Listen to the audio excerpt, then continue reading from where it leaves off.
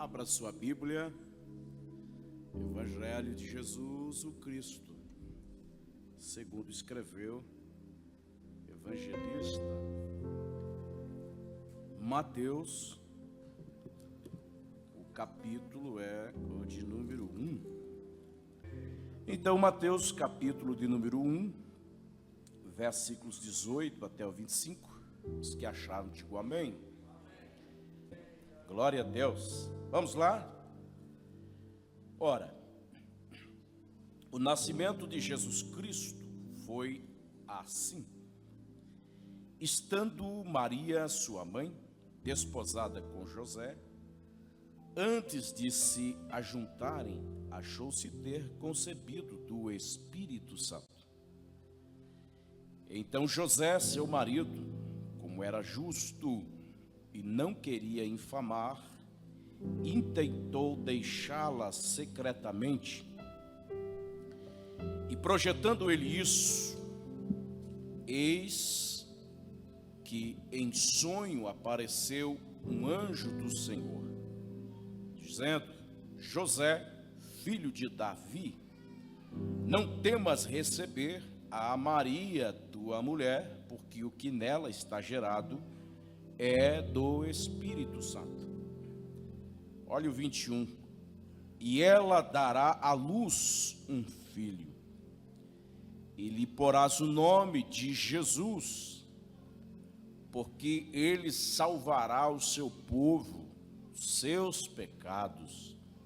Essa é a missão máxima do Messias, de Jesus Cristo, Yeshua e Emachia. Tudo isso aconteceu porque se cumprisse, ou melhor, tudo isso aconteceu para que se cumprisse o que foi dito da parte do Senhor pelo profeta, que diz: eis que a virgem conceberá e lhe dará à luz um filho, e ele será chamado pelo nome Emanuel. Emanuel, traduzido, é Deus conosco.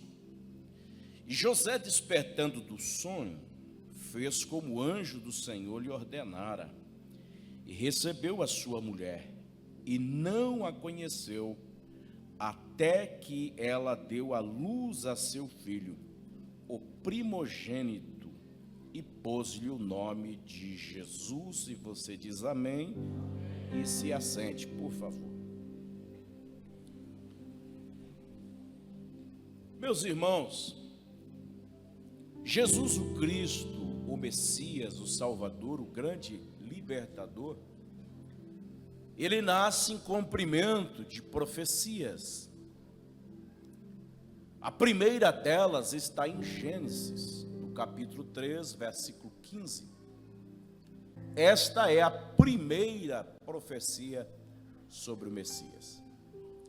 A palavra semente, nesse contexto, eu preciso dizer isso porque a Bíblia fala várias vezes sobre semente, mas neste contexto aqui se refere à descendência, ok? E em cumprimento das profecias, o Messias nasceu. Diga glória a Deus. Vire para quem está do seu lado e diga: ele está vivo e eu falei com ele hoje.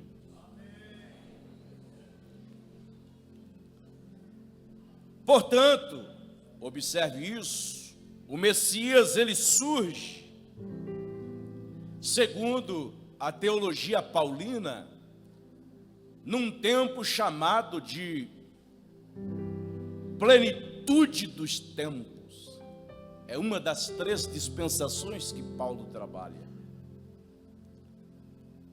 E esse tempo é um tempo de domínio de Augusto César sobre a terra da Palestina. Era um cenário de conturbações espirituais, crises no governo, na política. E os judeus esperavam o Messias como aquele que seria o grande libertador nacionalista, a ideia deles é que o Messias seria um grande conquistador. A sua missão seria tirar todos eles do domínio de Roma. Mas o propósito de Deus era muito maior. Deus sempre tem um propósito maior.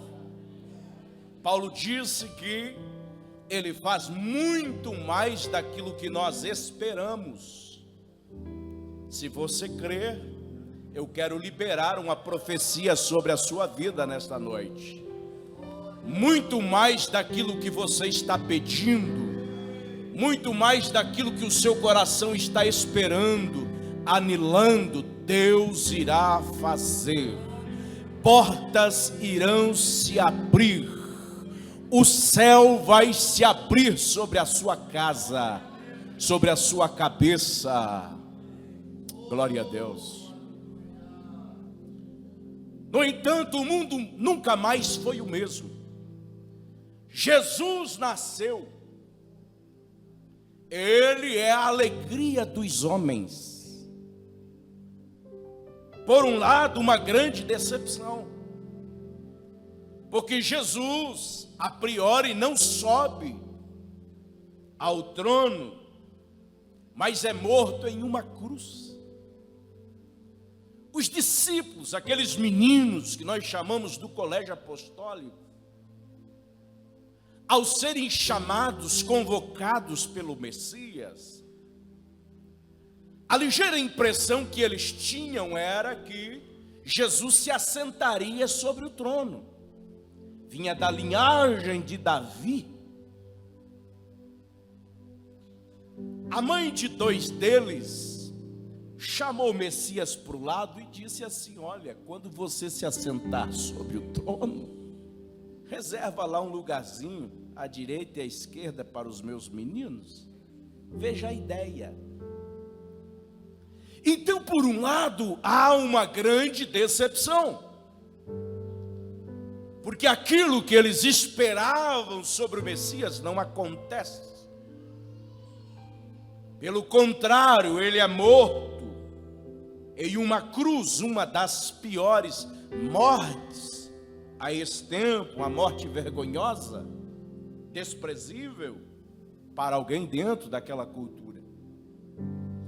Por outro lado, o céu alcançando o propósito. Nem tudo que Deus faz nós compreendemos. Eu vou repetir, nem tudo que Deus faz nós compreendemos. Agora, o que funciona e o que deve ser é a gente evitar as murmurações daquilo que nós não entendemos, porque no final Deus sempre nos surpreenderá. Se você pode me ajudar, vire para essa pessoa e diga: se você não está entendendo, só glorifique, porque no final haverá uma surpresa. Então, o propósito do céu alcançado, o Messias torna-se não só um libertador para a nação de Israel. O Messias não torna-se o grande libertador só para o povo judeu, mas o Messias torna-se o grande libertador das nações. Diga glória a Deus. Literalmente, o céu invadiu a terra. A liberdade veio aos homens oprimidos. Os que estavam cativos foram libertos. O Messias, o simples carpinteiro de Nazaré, ele marca a história da humanidade no antes e no depois. Os povos da Europa, os godos, ostragodos, visigodos, lombardos, romanos, armênios, saxões, francos, letões, brasileiros, todos são salvos pela mensagem simples do carpinteiro de Nazaré. Se você foi alcançado por essa mensagem, isso, levante a sua mão até tocar o céu, agradeça a Ele porque você foi salvo. Igrejas, templos são erigidos como consequência da mensagem simples do carpinteiro. A Europa torna-se um continente cristão. Suas catedrais romanizadas e góticas é a influência mundial. É a língua grega. Hoje, todo mundo quer falar o inglês, né? É quase que uma língua universal. A esse tempo grego. A mensagem simples do carpinteiro de Nazaré invade a cultura grega. Aquilo que se discutia sobre a aritmética, sobre os porquês da vida, os grandes pensadores, Platão, Aristóteles, os seus discípulos, agora tornam-se a sombra da mensagem do carpinteiro de Nazaré. Que coisa extraordinária! A Bíblia diz que Ele é a sabedoria de Deus.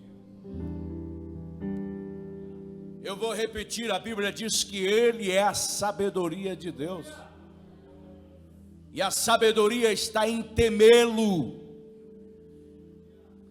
As pontuações da história, as grandes descobertas da história, agora ficam às sombras da mensagem simples do carpinteiro de Nazaré. O mundo, a partir de então, nunca mais se tornou aquilo que era. Há um marco divisório na história antes do nascimento do Messias, depois do nascimento do Messias. Somente o carpinteiro de Nazaré, somente ele para mudar a história. E o que eu acho interessante é que ele não mudou só a história dos humanos a nível geral, no coletivo, ao longo dos anos, dividindo a história no antes e no depois, mas ele mudou a minha história, ele mudou a sua história, ele mudou a história do seu esposo, da sua esposa, dos seus filhos, da sua família. O psicólogo não deu jeito, o psiquiatra não deu jeito, o médico não deu a volta, a sabedoria de A e de B não conseguiu, mas o carpinteiro de Nazaré, ele chegou pontuando os valores da sua história. Se você crê nisso e pode testemunhar essa verdade, eu quero que você levante a sua mão, abra essa boca e com uma alegria agradeça a Ele, porque somente Ele para mudar a nossa história. Você procurou cartomante, mas não deu certo. Você procurou alguém, jogou búzio, mas não deu certo. Alguém tocou a tabaque, mas não deu certo. Mas você um dia chegou aos pés do carpinteiro simples de Nazaré, e ele mudou para sempre a sua história. E eu quero declarar nessa noite, se você chegou aqui esta noite, quem sabe em meio a um quarto de pensamentos frívolos, vazios, sem esperança, se você chegou carregado aqui esta noite, pensando, para mim não há esperança, eu estou aqui para dizer, Jesus de Nazaré, o carpinteiro simples de Nazaré, ele pode mudar a tua história, se você crê, se você crê, se você crê. E a presença dele está aqui. Tem gente olhando assim desconfiada. A presença dele está aqui. Quem pode sentir? Você pode sentir. Nada te impede de você senti-lo. Agora, queridos, o papel da igreja frente a esta verdade, a eclésia, grego, povo chamado para fora, porque a igreja ela é composta de judeus e de gentios. Os judeus você sabe quem são os da linhagem de Abraão, o sangue de Abraão. E os gentios, pastor, são todos aqueles que não são judeus. Deus trabalha com 3 tipos de povos: a igreja, os judeus e os gentios. A igreja é composta de judeus e de gentios. Somente o carpinteiro de Nazaré para fazer isso, unir as culturas e tornar-se uma só cultura, a cultura do reino de Deus, a cultura da cruz. Então, o papel da eclésia diante do nascimento do Messias é simples assim: discipular as nações.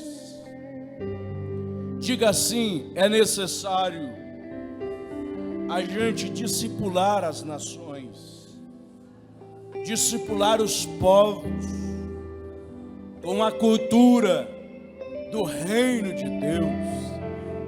Se a igreja compreendesse o seu poder e a sua influência.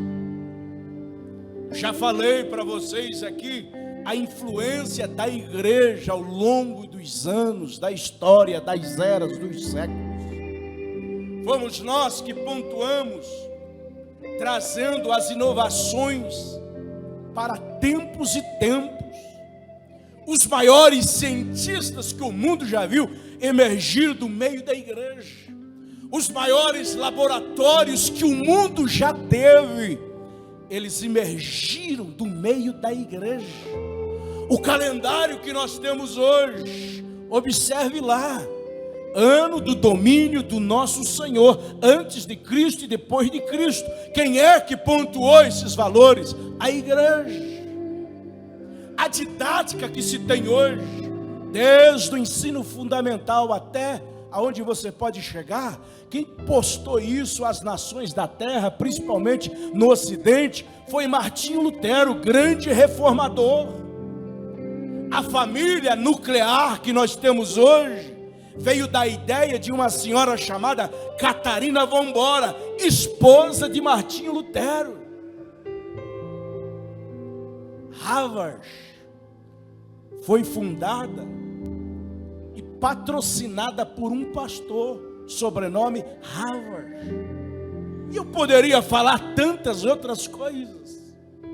E nós às vezes nos arremetemos a valores inferiores daquilo que são os nossos valores. A partir de hoje, não ande com a cabeça baixa, frustrado. Tem gente que às vezes tem vergonha de dizer a paz do Senhor, meu pastor. Tem vergonha da fé que carrega. Não, nós não somos um povinho qualquer. Nós defendemos os valores do céu. Nós carregamos a cultura do reino de Deus. A nossa mente deve ser pista para pouso das revelações de Deus. A cada tempo nós precisamos entender isso. Todo cristão deve ser ativo quanto à sua fé. Jesus disse: ide por todo o mundo. Jesus não disse assim: ide a algumas nações. Jesus não disse: vocês precisam ir até onde vocês conseguirem, até onde vocês tiverem condições de ir. Não, ele diz: ide, e é uma ordem imperativa, ide por todo o mundo. Ele está dizendo: cabe a vocês, há uma imposição, uma tarefa posta sobre vocês de discipular as nações da terra. Paulo reverbera as escrituras aos italianos dizendo, olha só, porque a escritura diz, todo aquele que nele crê não será confundido. Porquanto não há diferença entre grego e judeu, porque um é mesmo, é o Senhor de todos, só Ele pode fazer isso. Rico para com todos os que invocam, porque todo aquele que invocar o nome do Senhor será salvo. Agora olha só, pois como invocarão aquele em quem não creram? E como crerão naquele de quem não ouviram? E como ouvirão se não há quem pregue? E como pregarão se não forem enviados? Por isso da minha preocupação quanto a missões. Nós literalmente não estamos mais enviando missionários. Quem dera a Deus nessa noite mostrar a alguém uma visão missionária. E esse alguém se apaixonar a ponto de dizer, pastor, vou largar o meu emprego, vou largar o meu projeto de vida particular, porque eu recebi a visão para discipular as nações. Paulo encerra dizendo, quão formosos os pés dos que anunciam o evangelho de paz, do que trazem alegres as boas novas de salvação. Deus sempre usou homens para propagar o evangelho. Deus não dispensou essa tarefa aos 24 anciões que lhe assistem perante o seu trono. Deus não entregou esta tarefa aos animais que assistem frente ao seu trono. Deus não confiou essa tarefa aos arcanjos, aos serafins, aos anjos, bem que eles quiseram pregar, mas Deus vedou, não entregou a eles essa nova tarefa, entregou a mim e a você. Se possível, eu sei que isso é delicado, mas se você tiver condições, coloque a mão sobre a pessoa que está do seu lado e diga, sobre você há uma tarefa. Diga, sobre você há uma imposição do céu. Uramacheia, Uramakanda lamachandarabacala marrubia caios. Uramacheia andaios sorobacamandarabachandaraias.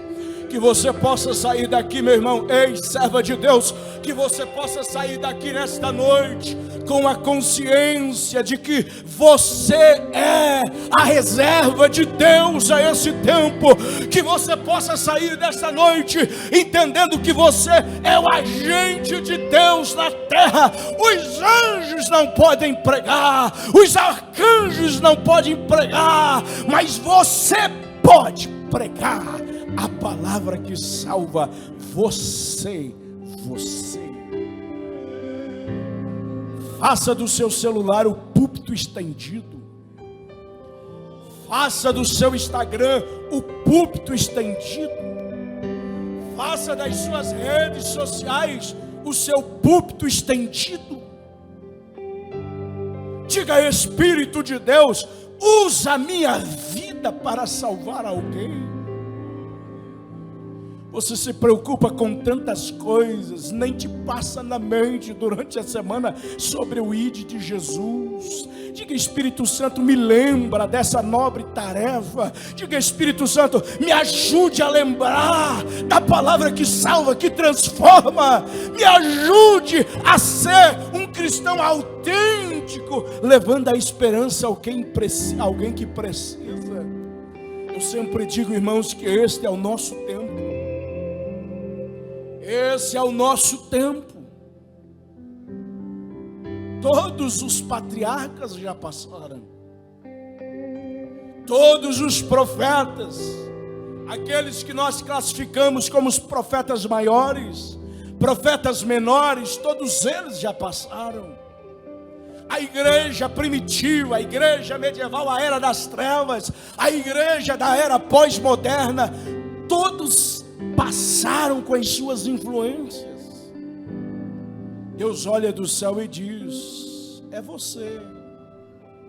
Você que se acha fraquinho, você que pensa que é cheio de limitações, você que pensa que não há condição alguma, é com você que Ele conta. O escritor, o salmista, ele diz que Deus conhece a nossa estrutura e sabe que nós somos pó. Esses dias eu estava orando e o Espírito de Deus trouxe ao meu coração como que uma correção. Às vezes nós caímos na autojustificação, nós queremos sermos santos em um nível aonde Deus nunca vai nos colocar. O pecado de Jó foi a autojustificação.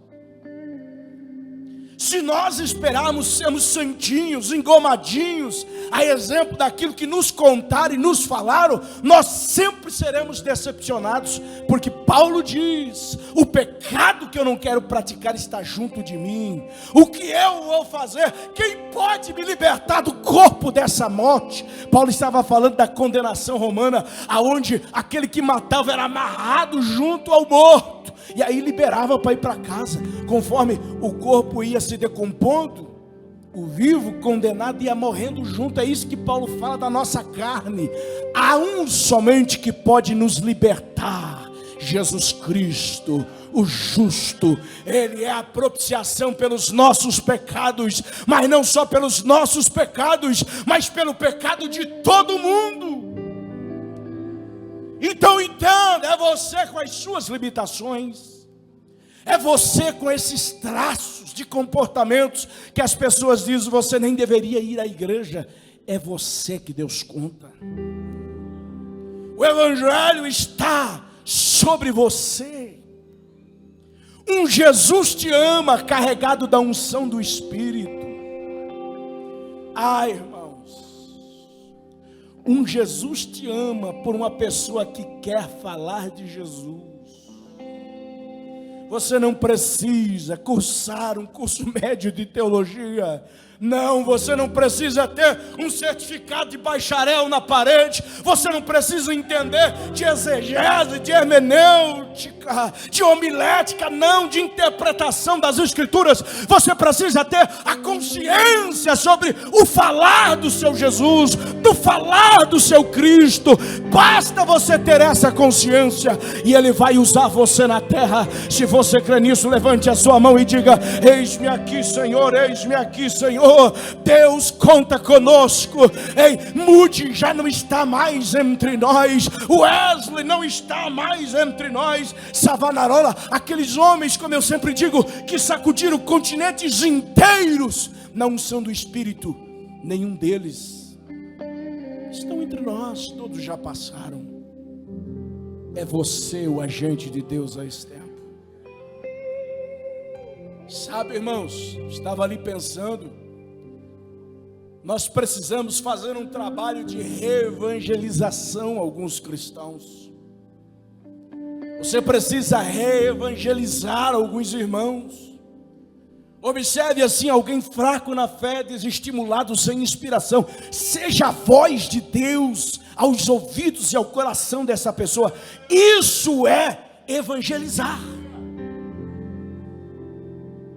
Você é uma das maiores propagandas de Deus na terra. Olha o que é que Deus fez com você. Basta você contar um dos testemunhos que você tem. O que é que Deus fez por você? Será que alguém aqui pode dizer: eu estou aqui, Ele não fez nada por mim?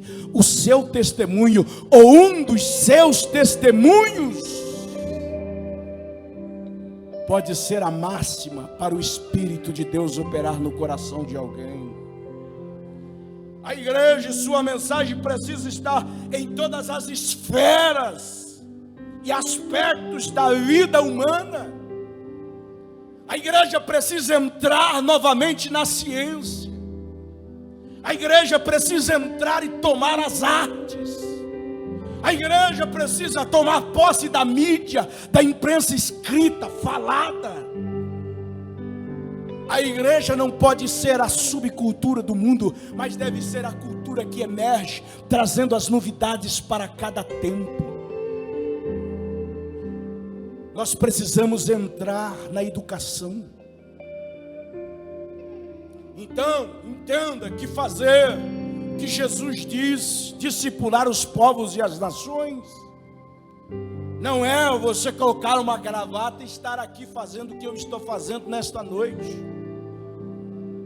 Você pode ser alguém que ocupa um lugar no reino de Deus, sendo um apóstolo dos negócios.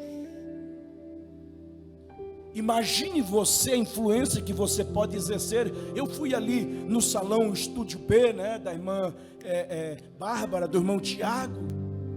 Que lugar para se ocupar, para transmitir a mensagem do carpinteiro de Nazaré. Eu estava conversando com o irmão Tiago, com o irmão Rodrigo, eles que trabalham ali na Irani, né, viajam, conversam com tantas pessoas, um cargo de influência. Irmãos, a igreja precisa atentar-se para a sua influência nas 7 montanhas, as esferas aonde estão estribados os valores da sociedade. Você não deve ser um cristão apático, amarelar-se frente a debates, valores invertidos que essa cultura presente tem inserido no coração desta geração. Quantos adolescentes eu tenho aqui esta noite? Levante a mão. Quantos jovens eu tenho aqui esta noite? Vocês estão com vontade que o pastor pare ou você está captando a mensagem? Crente é inteligente. Nós não somos o povinho Zé Ruela da esquina. Pedro diz: você deve ter na ponta da língua a resposta quando você for sido indagado a respeito da sua fé. Mas a verdade é que muitos cristãos, quando são indagados sobre a sua fé, procuram o pastor. Aonde está o pastor? E isso não é errado, está certo. Mas você deve se aplicar ao livro dos livros, às escrituras, conhecer profundamente o Deus da sua fé, o mapa que rege a sua existência, o seu caminho até chegar na eternidade. Se vocês estão entendendo, eu quero que vocês levante a mão e diga alguma coisa. Disse a Abraham, que foi o primeiro-ministro da Holanda: não há nenhuma instância da vida que esteja fechada, nenhum centímetro quadrado em que Cristo não possa dizer é meu.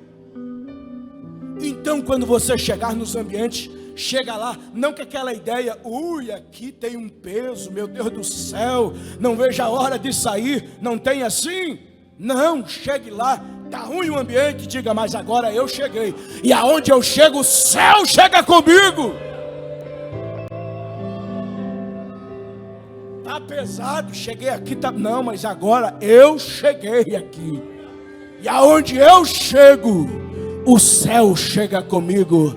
E aquele que criou céu, terra, mar, natureza animada e inanimada, aquele que é maior do que o diabo, maior do que os demônios, maior do que a secretaria do inferno, maior do que toda... Ele está comigo. Se você... Estou encerrando. Vou pular e vou terminar. Tinha tanta coisa para falar. Enquanto nós nos calamos, cerca de 8 milhões de testemunhas de Jeová estão falando daquilo que creem. Enquanto nós nos calamos, permita eu dizer, porque eu sou assembleiano raiz, quando nós nos ocupamos nas rodas de chimarrão falando mal do político A, B, do irmão, da irmã, e se a gente fosse ocupar esse tempo para falar do que Jesus fez, do que Jesus pode fazer? Tem algum assembleiano raiz aí?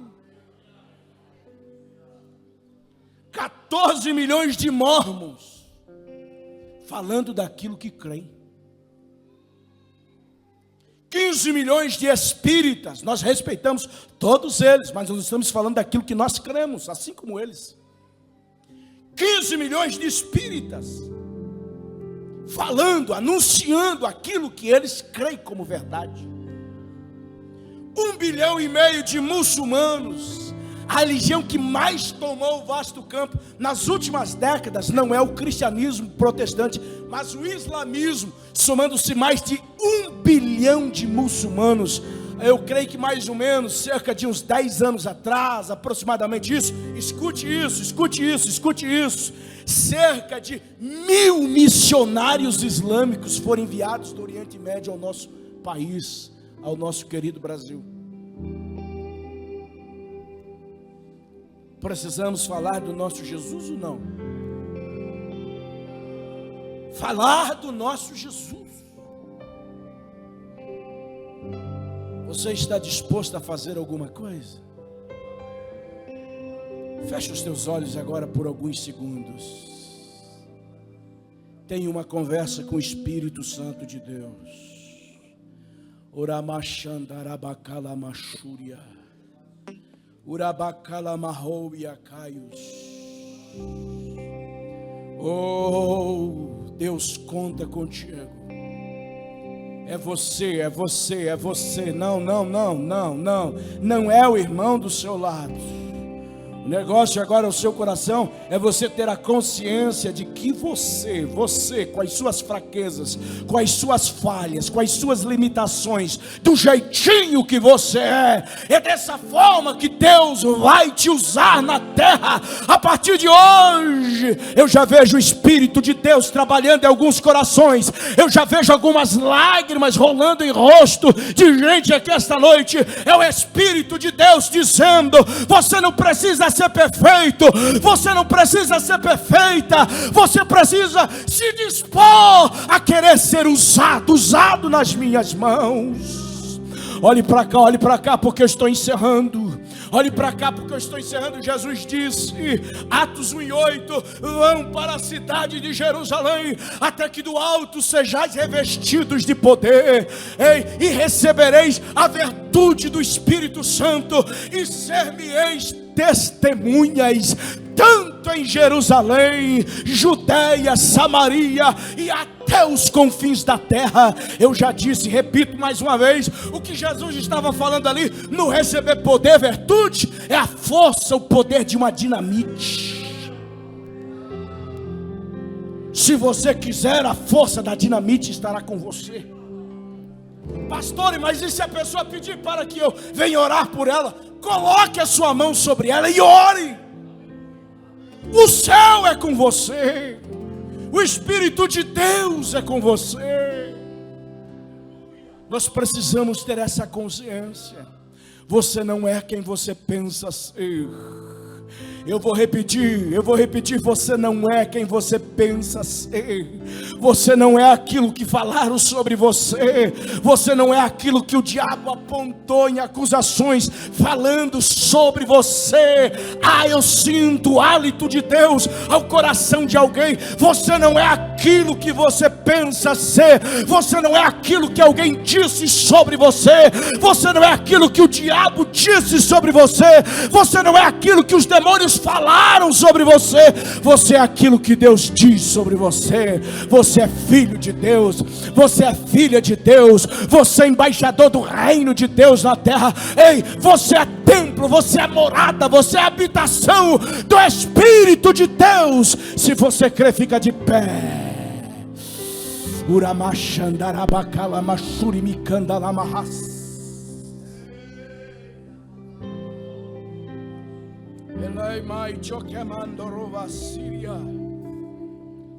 A igreja é a extensão do reino de Deus na terra. A igreja é a extensão do reino de Deus na terra. Levante a sua mão direita e diga assim: eu sou a reserva de Deus a esse tempo. Diga: eu sou a extensão do governo de Deus na terra. Eu sou aquilo que Deus pensa a meu respeito. Eu sou templo do Espírito. Eu sou a habitação do Espírito Santo. Aonde eu chego, o céu chega comigo. A perseguição não venceu a igreja. O Coliseu não venceu a igreja. As arenas dos leões não venceu a igreja. A fúria dos imperadores e todos os impérios que se levantaram contra ela não conseguiram vencê-la. As guilhotinas não venceram a igreja. As espadas não venceram a igreja. Ninguém vence a igreja. Não será a frieza desse tempo que vai vencer você. Eu quero profetizar. Levante a sua mão se você quer receber. Não é a frieza desse tempo que vai vencer você. Não são as ideologias desse tempo que vão vencer você. Não são as lutas, as guerras que você trava no escondido mais recôndito da tua alma que vão vencer você. Não é a carne que vai vencer você. Não é o pecado que vai vencer você. Não é o diabo que vai vencer você. Não é a secretaria do inferno que vai vencer você. Ei, ninguém vai te vencer. Você chegou até aqui. Você chegou até aqui. Bata no seu peito. Bata no seu peito. Diga: eu cheguei até aqui e eu vou chegar até o destino final. Eu vou chegar até o céu. Se você crê nisso, levante a sua mão mais alto que você puder. Abra essa boca, estufe esse peito. Largue uma rajada de língua estranha, se é que você tem.